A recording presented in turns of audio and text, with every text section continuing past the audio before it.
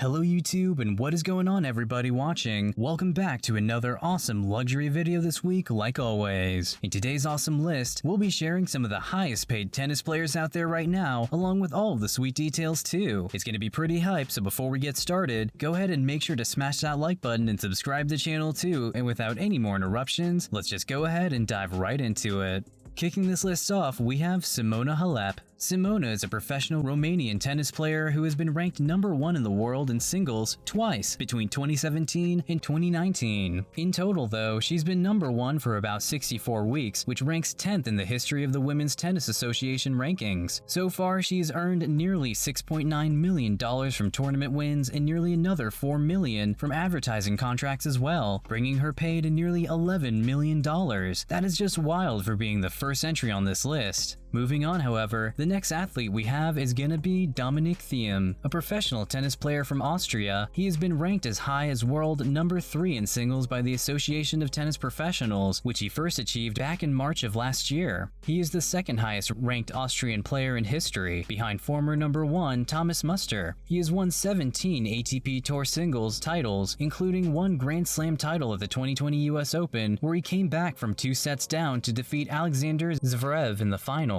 He's also earned roughly $4 million through ad contracts and another $7.1 million from tournament wins, earning a little over $11 million just like Simona. Another entry is gonna have to be Daniil Medvedev. Hailing from Russia, he is currently ranked at number 2 by the Association of Tennis Professionals, which is his career high ranking first achieved in March of this year. He is a defensive baseliner based on mirroring his opponent's play, making for some interesting games. He garnered roughly $7.3 million from tournament wins and another $4.5 million from advertising as well, getting him close to $12 million for his total earnings. Up next on this list, we have Ashley Barty, our first athlete coming from Australia on this list. She is a professional tennis player and former cricketer as well, being ranked number 1 in the world in singles by the Women's Tennis Association and is the second Australian singles number 1 after fellow Indigenous Australian Yvonne Goolagong-Cawley. Barty is an all-court player who employs a wide variety of shots into her style of play. So far, she's gotten about $10 million from tournament wins and roughly $3 million from advertising, totaling up to over $13 million for her final cut. Not too bad. Moving on, however, we have Kei Nishikori, our first entry from Japan. He is the second male Japanese player to have been ranked in the top 5 in singles and the only one to do so in the Open era. Nishikori has won 12 single titles and was runner-up at the 2014 US Open, making him the first male player representing an Asian country to reach a Grand Slam singles final. Interestingly enough, he's only made a little over $1 million from his tournament wins so far, but through advertising, he has made well over $30 million alone from that, receiving over $32 million total. It's clear that headlines brought in even more millions since he's achieved a huge stride in the Asian community.